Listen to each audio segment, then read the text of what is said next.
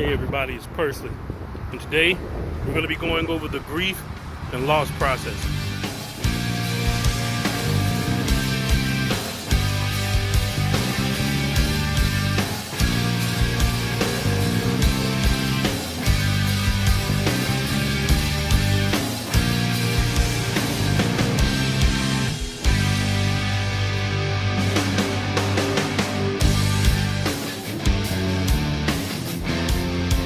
So it's been about close to 2 years or so, 2.5 years in fact, for my dad, and a year for my mom, and it has not been an easy process, to say the least. But these steps that I was able to find, which is called the Kubler-Ross, did help me to adjust. I'll say that. But in any event, what I want us to pay attention to is that most people realize the 7 steps of the grief and loss cycle. Paying very close attention to 2 steps in particular, 2 that I was not familiar with. And I think, in my opinion, what it did was that it allowed people to tolerate their situation and their experience to the best of their ability by giving them some level of understanding. The 2 additional steps helped me to focus what it was that I had going on and what I was going through. What I do believe is important to remember is that if you are going through a process of grief and loss, people take it differently than others. And so, again, like, as I said, it impacts them differently. So they're able to traverse and move through life with fewer bumps and bruises. But in the event that you're one of those individuals that are taking it a little bit harder than most, a couple of key points I want you to keep in mind. Now, I won't go into how to challenge these steps or stages, but you can contact me via the social media that I have in the video or through YouTube.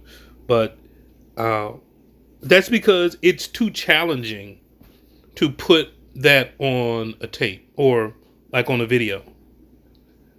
I would rather meet with a person one-on-one and discuss those things.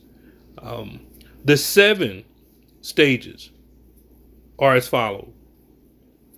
You have shock, you have denial, you have anger, you have bargaining, you have depression, you have testing, and you have acceptance. Those are the 7. Initially, I was familiar with the 5 stages, which just consist of denial, anger, bargaining, depression, and acceptance. And that's Kubler-Ross. That's excellent. It gives you a level of understanding. There are individuals who may need more than understanding. They may need to process through, and they're not able to do that. Having insight on the stages and someone to process with to figure out how to get through the stages is paramount in recovery or in reclaiming your life back. Now, the 2 stages that compromised me or that had me in a compromising situation was shock and testing. I'll go into that a little later on, but it was shock and it was testing. With shock, I stayed in the shock stage for quite some time. And then when you add into the equation that you had one parent pass, then another parent pass, you are put in a holding pattern. But I digress. Shock kept me for a while, and I had to challenge these beliefs. But again, shock is the first stage. Then there is denial. Now with denial, you got people who are moving in life and living life like nothing's happened. So never mind what others are going through in this situation that you're going through as well. They moving away regardless of what anyone else is feeling. And they appear as if nothing has happened. They are in a state of denial. Stage 2 is anger. And in anger, there is an explosion of emotions or an outpouring of grief, meaning there's a display of negative aggression. And if you're in their way, you're going to get it. You will be blamed for the source of their anger.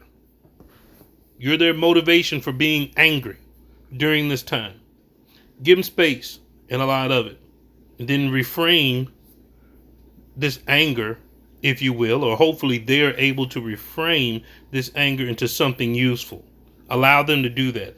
Otherwise, if not, character defects of other people will be their reason that they're angry, and they will have a hard time adjusting to the death that actually took place, or the grieving process. Next, we have bargaining. Bargaining is an expression of false hope.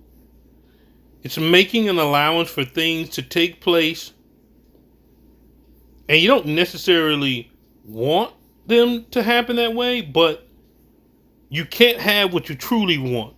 So you do something that gives you what you need, but it fills a void. Okay, basically is what it does. It fills a void in the bargaining stage. In the next stage we have is depression. And with depression, since we're speaking of void, that's what it is. It is a realization of the inevitable without replacing it with anything. And as a result, sadness is displayed. Sadness is felt, sadness is displayed, it's overwhelming. And sometimes to the point where you can't do anything at all. It's debilitating. Then we have acceptance. Now, in acceptance, we're taking ownership of the situation. Actions change to get responses instead of just settling for what I'm doing in life. This is where stability is exhibited, and you move into another stage of life that's like more progressive. Okay? Now, again, the two that I skipped was shock. That's the very first one, first stage. And between depression and acceptance is the testing stage. Now, with shock, it's where it's an internal and external reaction, usually working simultaneously. Okay, and although it may seem like that person that's in that shock stage is doing something, I don't want to call it busy work. It may seem like they're doing something, but to the outside people or to the support systems, they notice that the person is doing nothing. They notice that they are stuck in a holding pattern.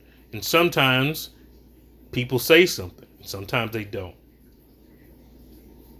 Shock stage. And the last one I want to go over is testing.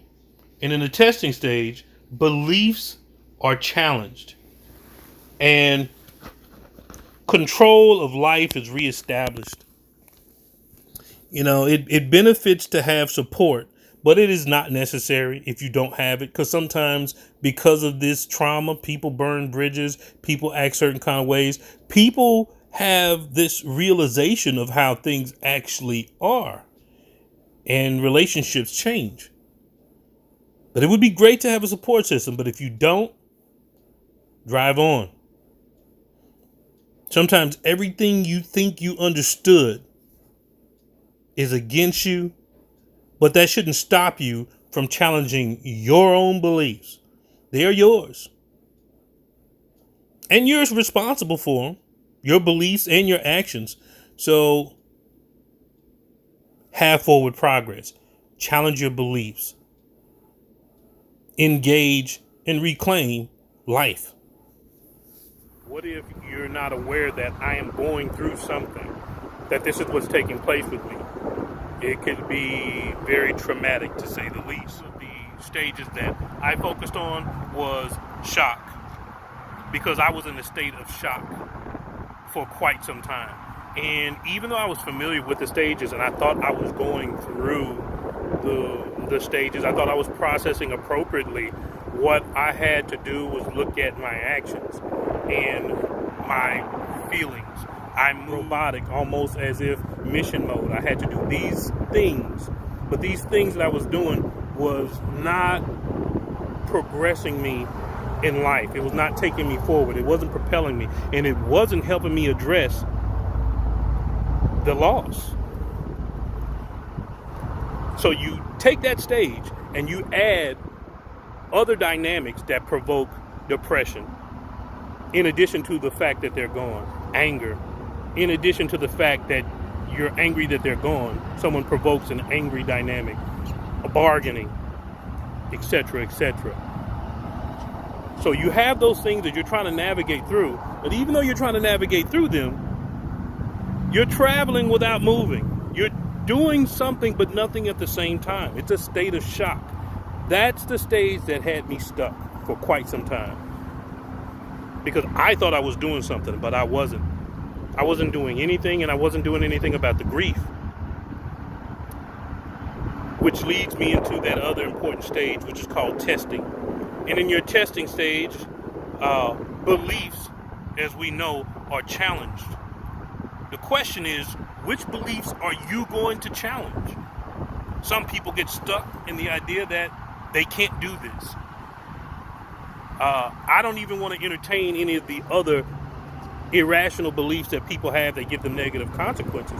But there are beliefs out there that get presented and people don't challenge them. And they go through their life living based on these beliefs, some irrational, most times, especially when they're grieving and they're not working through it. But when you start to challenge your beliefs in such a way that will make those individuals proud of you, to make you happy in your life, so you can feel like you can keep going, that's when you know that you're in the right place. And you need to just keep doing what works. Continue to keep challenging these beliefs to go on, to make them proud, to put them in a position to where if they were here now, they would be happy with what you're doing. That was my motivation. My motivation was, I believe if I do these things and they were here, they would be happy with what I'm doing. And that drives me. And that pushes me out of this shock stage. And it allows me to be angry. It allows me to bargain with persons in my life. It allows me to be depressed, with also knowing that it won't last forever. Two important stages for myself.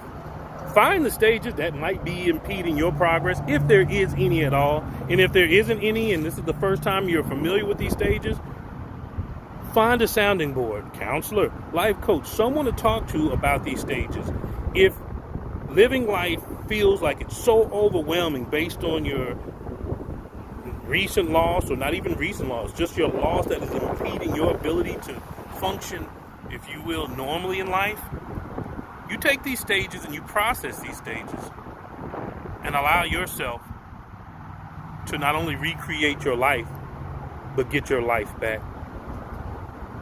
Please, y'all, feel free to reach out to me, Facilitator personally, on YouTube or any of the social media sites that will be on the end of this video. And until next time, peace.